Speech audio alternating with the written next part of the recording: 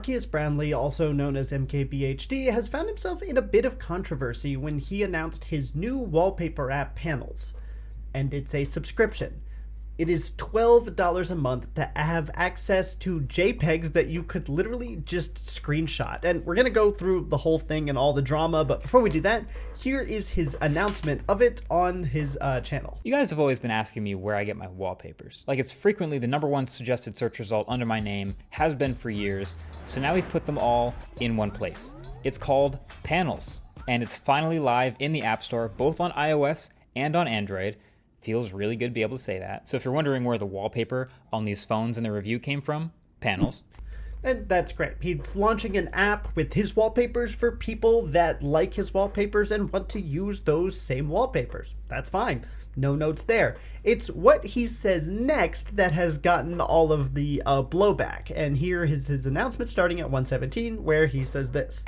So it's starting off as a wallpaper app now. I don't want to overpromise too much, but that's important. It's starting off as a wallpaper app. Remember that for later.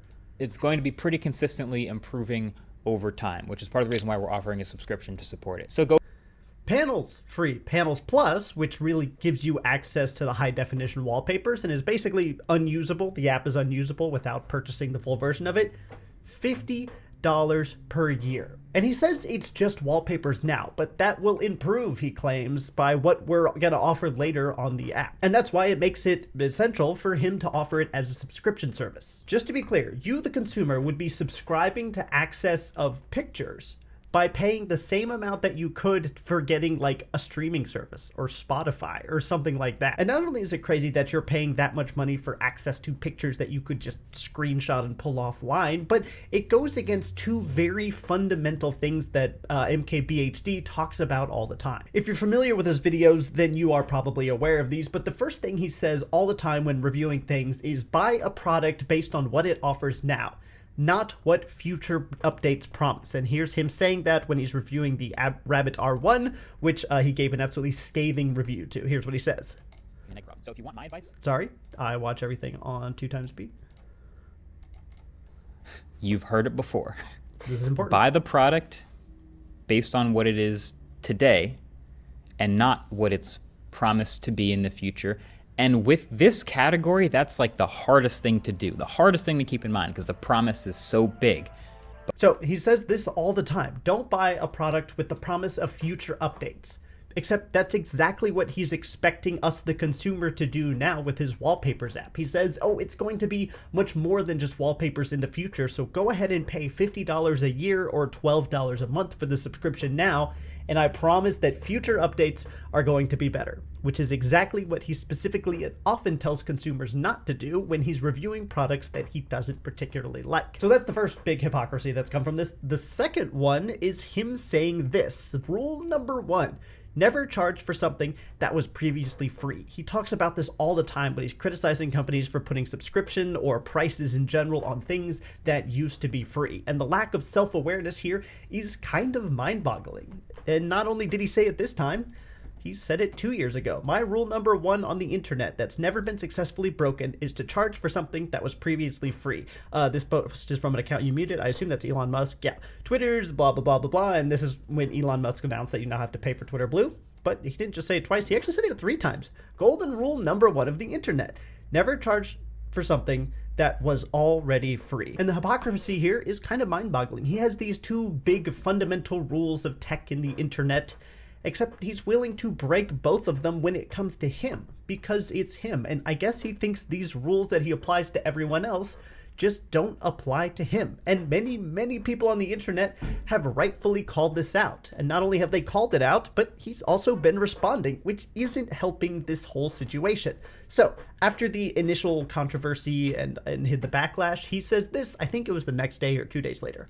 Part of building in public is getting massive feedback immediately, which is pretty dope and almost exactly like publishing a YouTube video. First thing we're doing is fixing the excessive data disclosures, as people rightfully brought up. Basically, the app wanted to track everything about you, including your like location, your call history, your text history. Like, it was a super invasive app that wanted to track everything about you. For transparency, we'd never actually ask you for your location, internet history, etc. The data disclosures that is everyone is screenshotting is likely too broad and largely driven by what the ad network suggests. Working on a fix ASAP.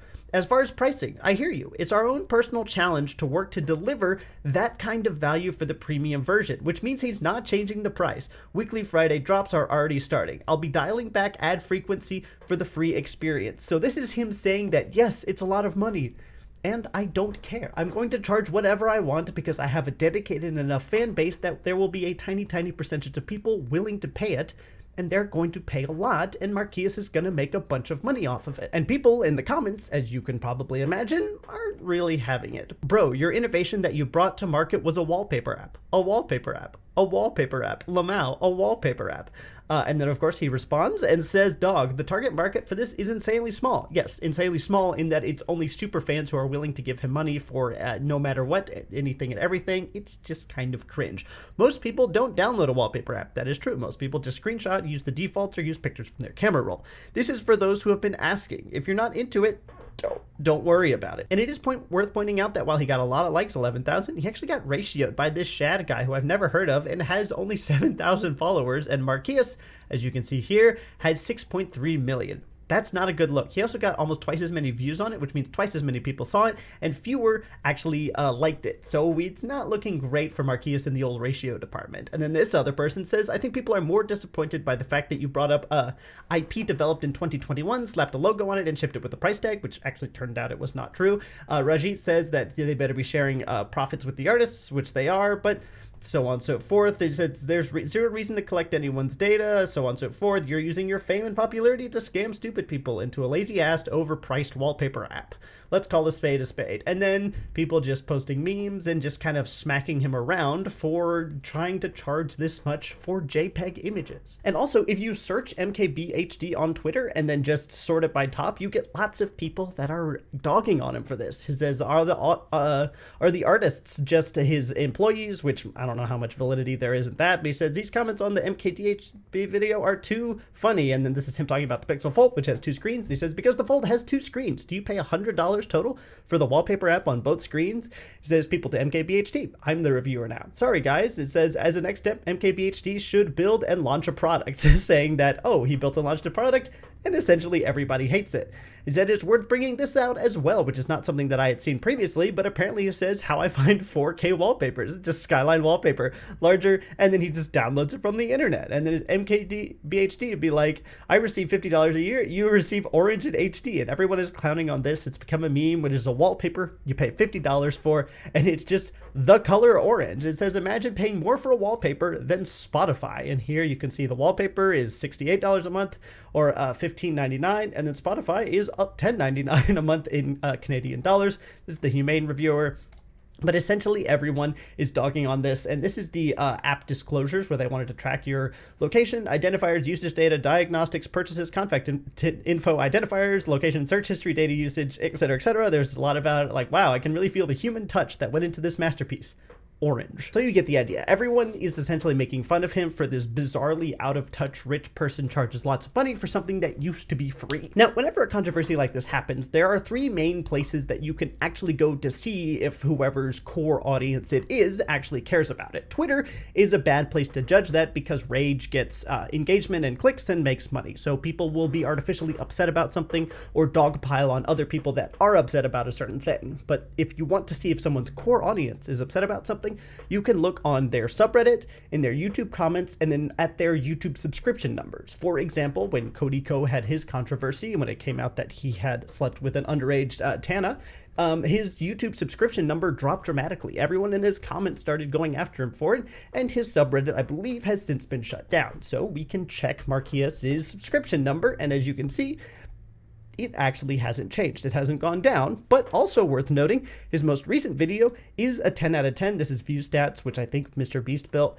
and it tracks everybody's views every 24 hours on all the major channels, and you can see that this is a 10 out of 10. So people are not watching this one as much as they have other ones in the past, which might be indicative of them being annoyed with him and as such not supporting his most recent video. The next place we can check is the YouTube comments. Are people commenting on it and caring about it? And boy, howdy are they ever. As you can see here, golden rule number 1 of the internet: never charge for something that was previously free, yada yada. And as you can see, people are quoting this tweet that we saw earlier. This person says that he excitedly installed panels to check on it, realized that half the content was premium only.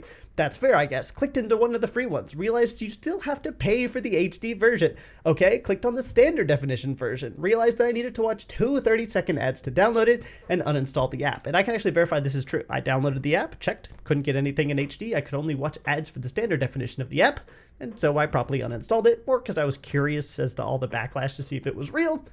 And it is. But essentially, all of the top comments are people that are upset about this. The wallpaper cash grab is so disappointing, but it's a good reminder that rich and famous YouTubers are not our friends, even if it seems like they are sometimes. This guy lists out a list of things that you could buy with $50. This is him quoting MKBHD. I stopped paying attention to the video because of how entertaining the comment section is. 2 30-second unskippable ads for standard definition. No one's paying $50 a year for a wallpaper app, little bro.